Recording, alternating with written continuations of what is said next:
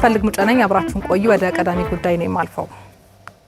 በኢትዮጵያ ሙስና ከብሔራዊ ደህንነት ስጋቶች ውስጥ አንዱ ነው። ሌብነትና የመልካም አስተዳደር ችግር ደግሞ የመደመር መንግስት ቀይ መስመር ተደርጎ ተቀምጧል። ችግሩን የመከላከል ተጨባጭ ተግባራትም እየተከናወኑ ይገኛሉ። አክሊሉም ተስኖት ጉዳዩን በትንታኔ ተመልክቶታል። የኢትዮጵያ ሕዝብ ሌብነት በቃ ይሏል። በኢትዮጵያ ሙስና ከኑሮ ውድነትና ስራ አጥነት በመቀጠል ሀገራዊ የደህንነት ስጋት በመሆን መፈረጁ ይታወሳል። የሀገርን ህልውና መፈታተኑ፣ የማክሮ ኢኮኖሚን ማናጋቱ እንዲሁም የልማትና መልካም አስተዳደር ማነቆ መሆኑ ብሔራዊ ስጋት ተብሎ እንዲፈረጅ ሁነኛ ምክንያቶች ናቸው። ስልጣናቸውን መከታ አድርገው ከሆስፒታል፣ ከመንገድ፣ ከትምህርት ቤትና ከመሰል የህዝብ መገልገያ ተቋማት የሚሰርቁ አፍቃሪ ንዋይ ግለሰቦችና ቡድኖች የሀገርን እምነት በማጉደል አደረዋን በልተዋል፣ የህዝብ ንብረትን ዘርፈዋል። ባለፉት የለውጥ ዓመታት ታዲያ ሙስናና ሌብነትን የመደመር መንግስት ቀይ መስመር መሆኑን አስቀምጦ በሳቤም በተግባር መታገል እንደሚያስፈልግ በማመን ሙሰኞችን ተጠያቂ የማድረግ ስራዎች ተጀምረዋል። የኢትዮጵያ ህዝብ ሌብነት በቃ ይሏል። ሌቦችን ከውስጣችሁ አጥሩ ብሏል። ሌብነት የተንሰራፋበት ብልጽግና አልቲሜት ውጤት አያመጣም ብሏል። ቀን ከሌት የማይሰሩ የማይተጉ ሰዎች ስልጣን ወንበር መጠበቂያ አድርገው የሚያስቡ ሰዎች በተጨባጭ ውጤት የማያመጡ ሰዎች ፈትሹ ብሏል። ህዝቡ በግልጽ ቋንቋ ተናግሯል።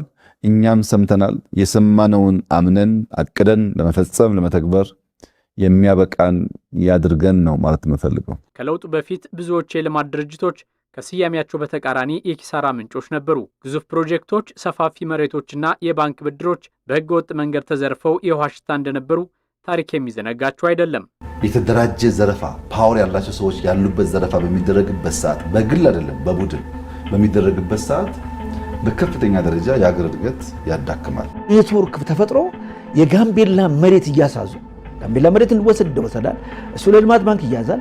ከዛ ብር ይወስዳሉ። ከዛ ይዞ ሄዳሉ። በዛ ምክንያት 58% የኢትዮጵያ ልማት ባንክ ብድር ነን ፐርፎርሚንግ ሎን ሆኖ ነበር፣ ማለት የተበላሸ ብድር ሆኖ ነበር። ሙስና ከቁስና ከገንዘብ ስርቆት ጋር ብቻ አይደለም በቀጥታ የሚገናኘው።